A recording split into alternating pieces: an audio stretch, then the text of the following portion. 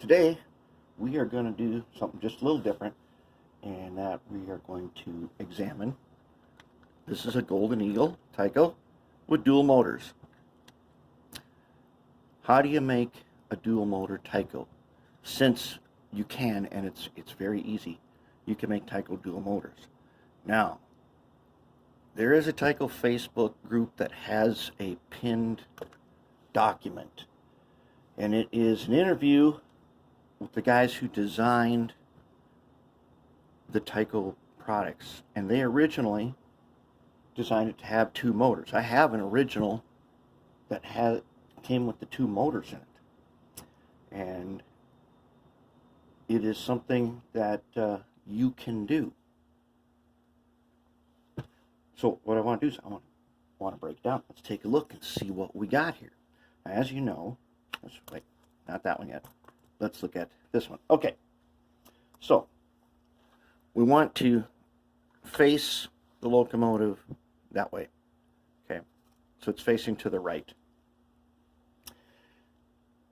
So assuming that you've got something like a Super 630 or GB20 or Silver Streak, it's a C430, one of those. And it came with this setup here.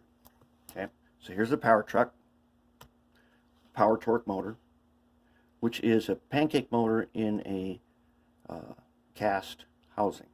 It is not a bad motor at all.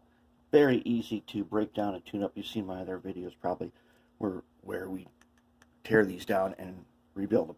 Then it has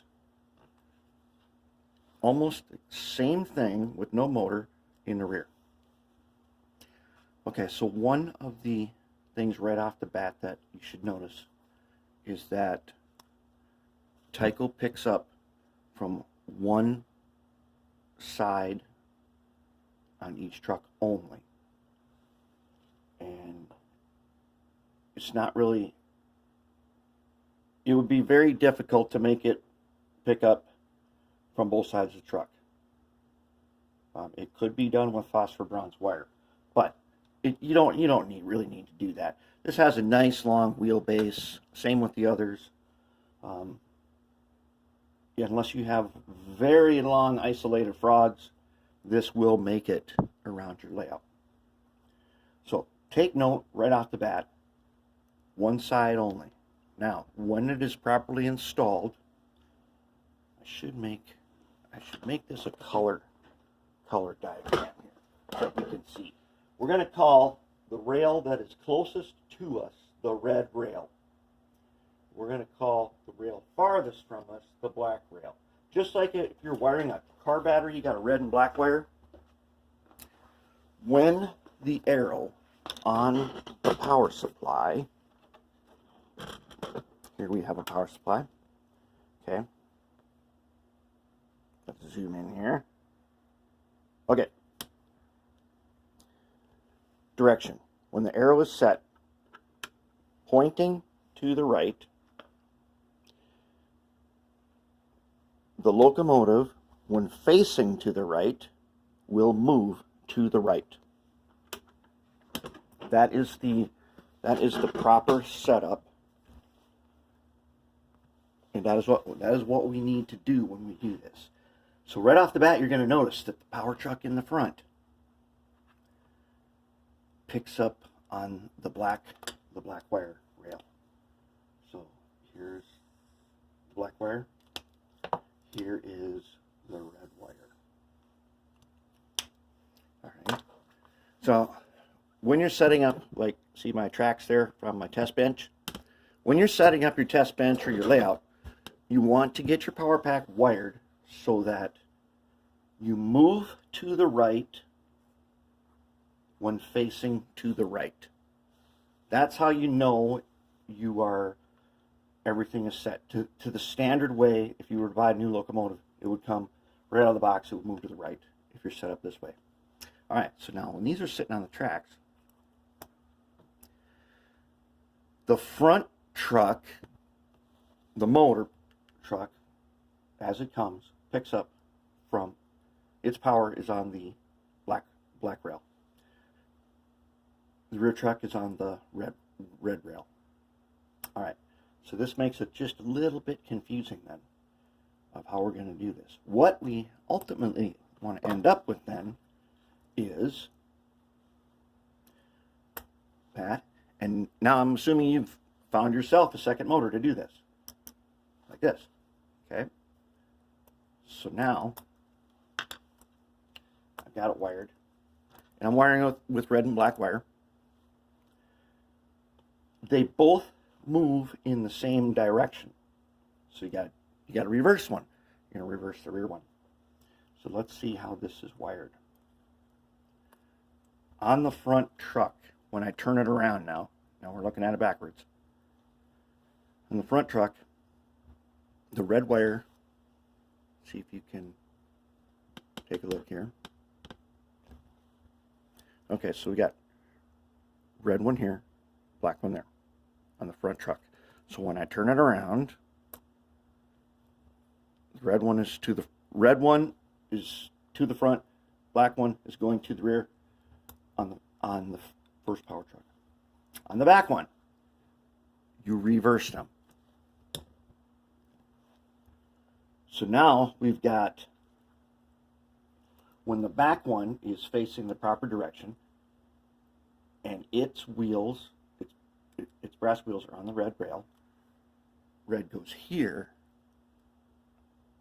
and black goes there. That is the most basic setup for this.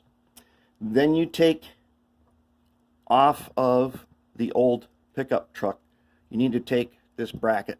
Well, you can't see that. Okay. You need to take off this bracket, and hopefully you have one. There is a spring right here. Keep that, and you install that on here. Now you've got brackets for the front and back. They are not exactly the same because the front one is a little bit wider. As you can see, here's the back one. It's a little narrower. You put this on here, it fits perfect. And you keep the spring. Spring goes here. Now you're set. That's all there is. That is the minimum amount you need to do to make this a dual motor. It's that easy. Now, if you watch my Silver Streak video, you notice I did some stuff.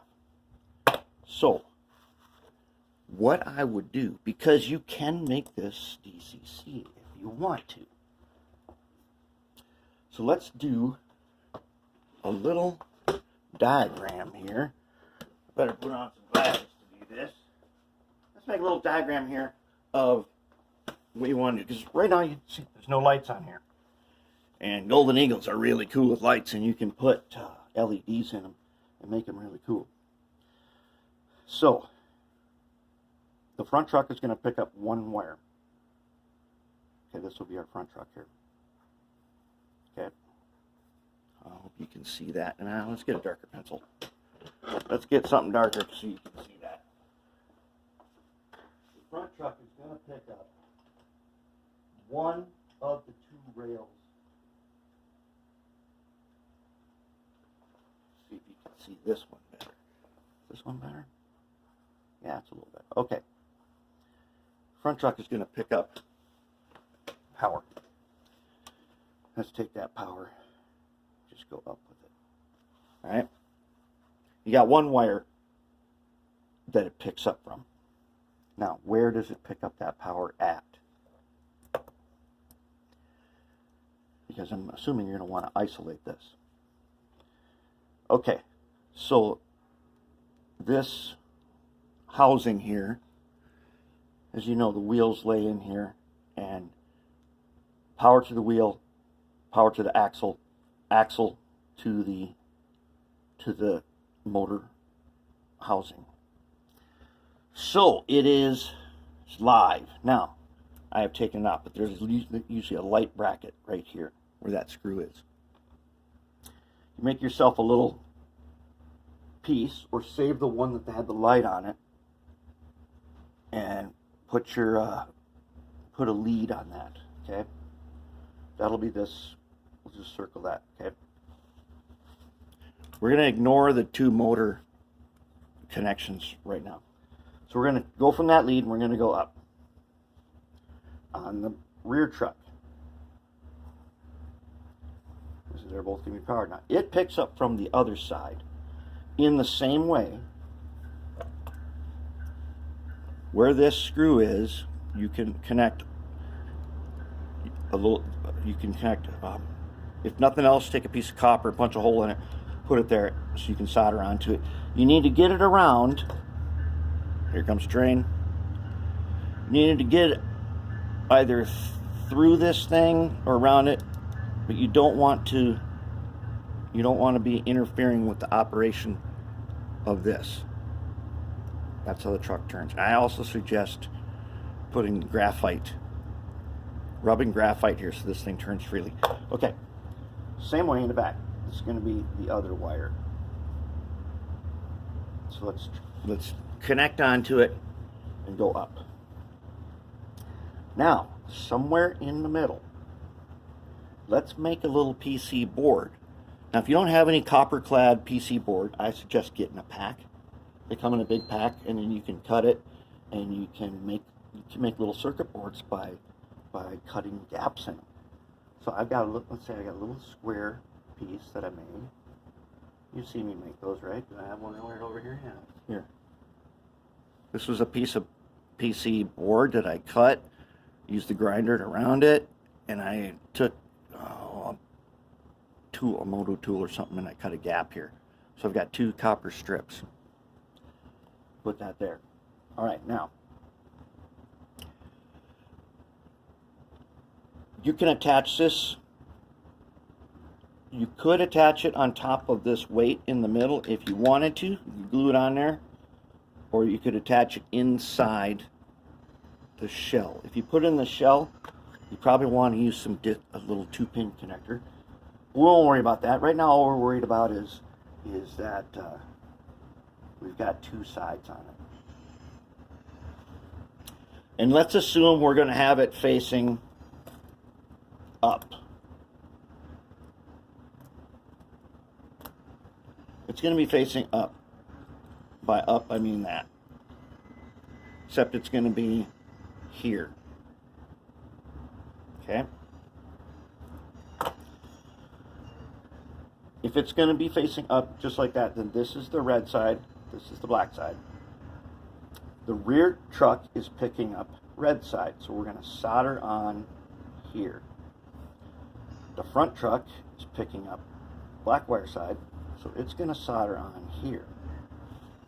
Now you have all of your power right there. Now this seems like a lot of extra wiring, but what this allows you to do, now that you have the power in the place where you need it, when you want to go do lights and stuff, you can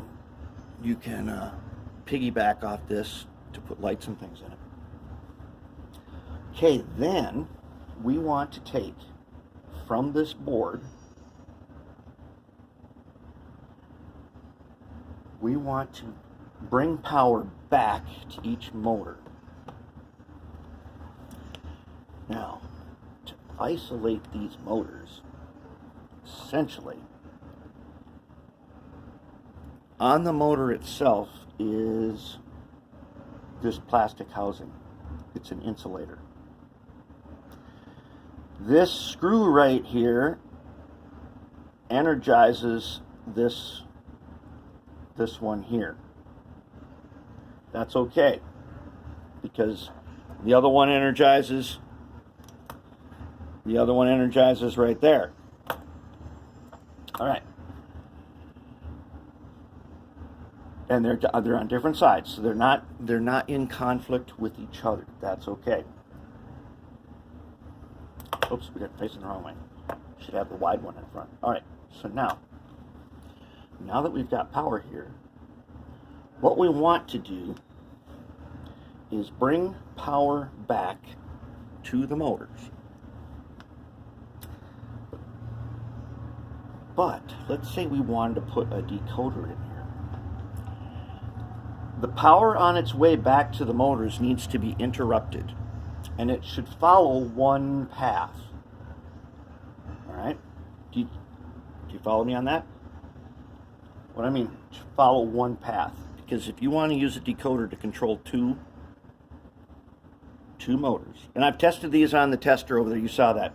2 motors, even fully stalled, are going to be something like 1.2 amps. So you're going to be safe for a decoder. So what you want to do is you want to, the power from here is going to go to a decoder. Let's say this is our decoder. Okay, we got power into our PC board. Now we take power up from here to the decoder, up from here to the decoder, whatever wires it specifies. Now the decoder is going to send power out.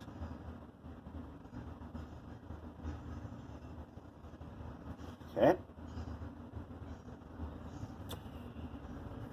The decoder is going to send power out. We want that power to hit one motor first and the other one second. All right? So we could just go straight on down and then across. And that's kind of what we're going to do. So what we do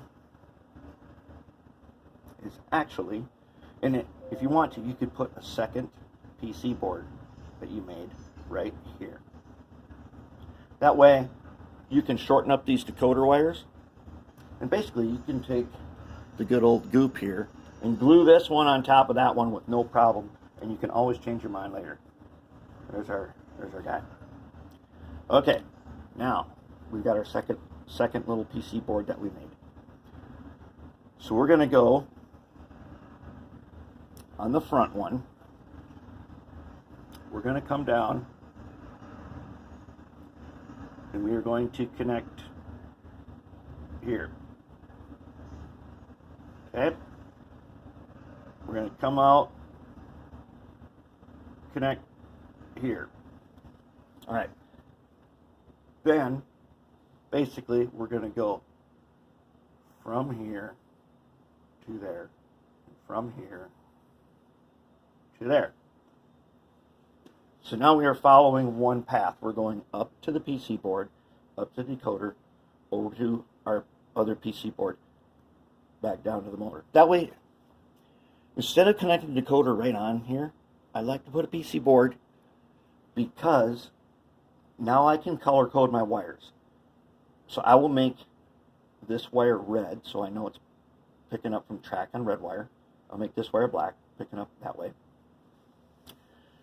The decoder has its own colors. They're like in and out PC board. Okay, so now I can go ahead. I can change these colors. Let's say I want to go, like yellow and green. It says go down to motor 1. And then go like blue and white over to motor 2. What that does is puts the motors in parallel. But is it going to short? Is the question. Because when we get here and we connect onto this one, that screw is going to it's going to short it. So you could use a plastic screw here. What did I use on the? You could use, I believe I used a plastic washer. If I remember right, you look back on my Silver Streak, did I not grind this lip away and put a washer in between, like a fiber washer, something like that? You just want to make sure that this screw is not energized on either one of these. That's all you have to do. And then you can wire it just like you see here. You'll come down from the decoder to here with your, basically, your red side.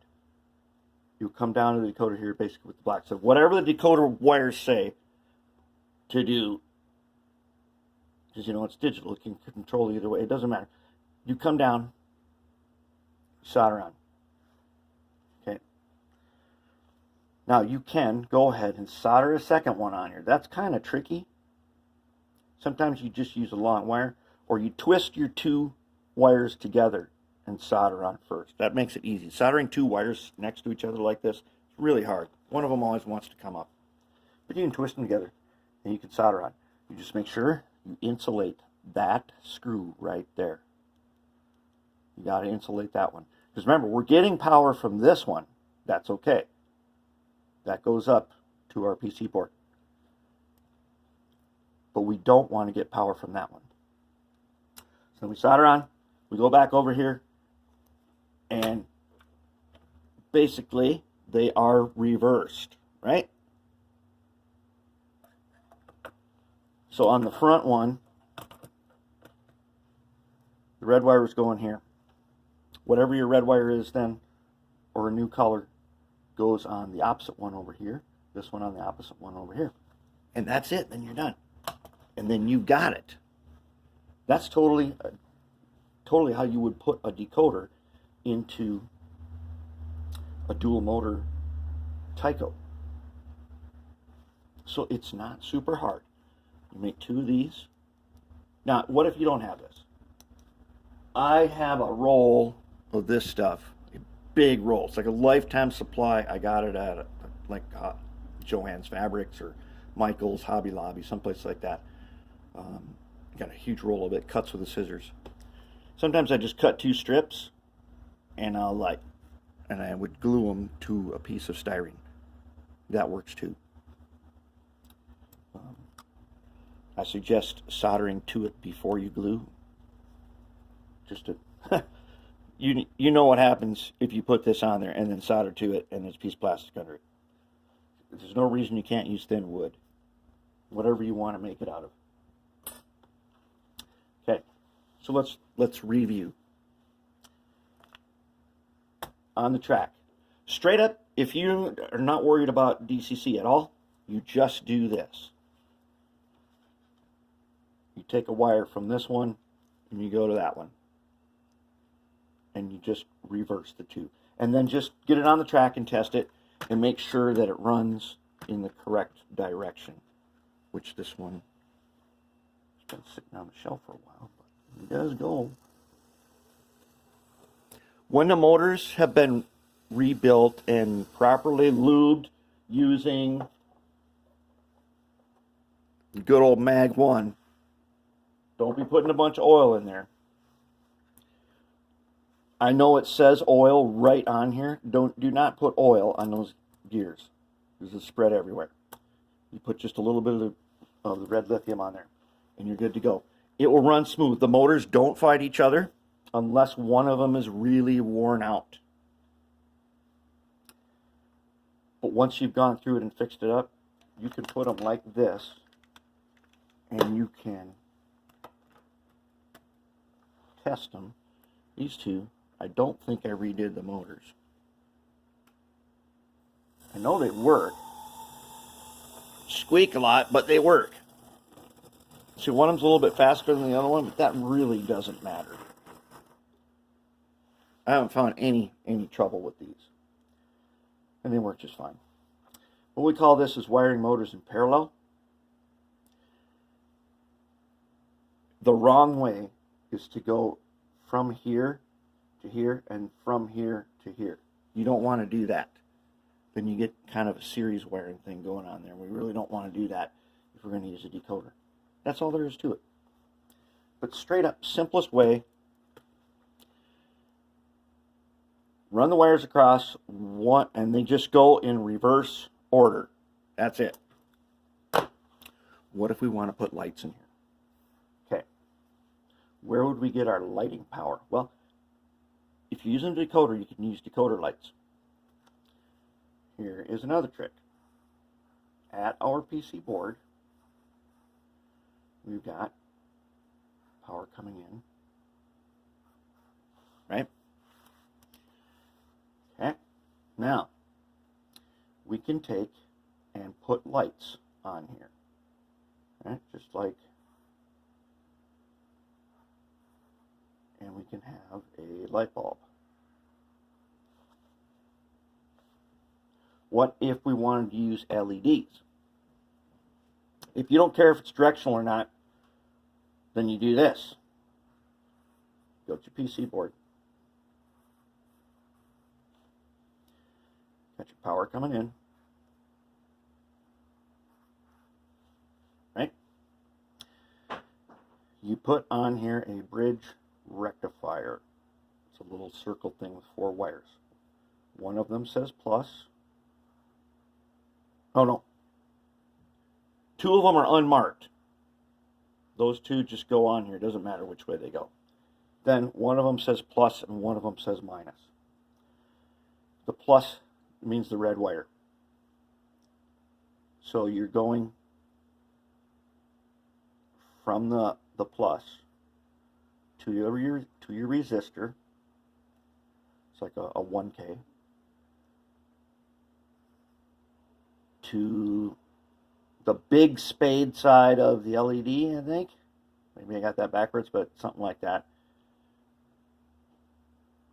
Then you come back and go on the minus. There's your LED. Bridge rectifier, resistor, LED. I know a lot of people don't use resistors. I use resistors always. Okay. And then you could do another one in the back if you wanted to. If you did another one in the back, you could actually go like this. Your PC board, power, power, bridge rectifier, plus 1K, LED, LED to the inside of the LED, out and back. That would give you LEDs on both ends. You only need one resistor. The power will go like that. The bridge rectifier means that even if you change directions, the power up here will keep going around this little racetrack. And that's all there is to it. The dual motor Tyco is very interesting, and it's fun to make, and it's an easy project that you can do. You need to salvage a couple parts, and then you're good to go. I hope that helped you guys out. If I missed something, leave a comment. But yes, don't leave a comment about not using resistors and about using LEDs for directional. That's not how I do it. I always do rectifier and a resistor. That's what I always do. Whether it's necessary or not, I do it that way every time. And that's how you do it. Now, one thing I haven't done, but I want to try, is putting this setup on and bypassing the decoder at my PC board and just having it. It would be just continuously on, and you wouldn't be able to turn it on or off. But for some lights, maybe that would be useful. I don't know. I've never tried it. Something we might try in the future. But anyways, if I missed something, leave a comment. I hope you remember about making sure this screw is insulated on both trucks. And we're using the light bracket screw to get our power going out and then coming back. And that's it. All there is to it. And hopefully that fixes you right up.